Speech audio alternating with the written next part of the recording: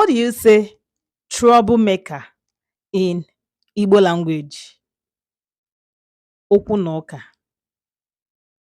Okwu na ụka. Okwu na ụka.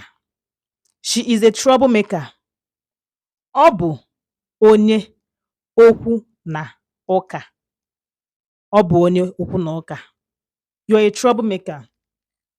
Ị bụ onye okwu na ụka. Ị bụ onye okwu na ụka. Ị bụ onye okwu na ụka. We are troublemakers. Anyị bụ ndị okwu na ụka. Anyị bụ ndị okwu na ụka. They are troublemakers.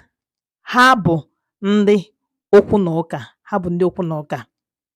You are troublemakers. Unu bụ ndị okwu na ụka. So how do we say Emeka is a troublemaker? Let me see it in the comment section. Got it?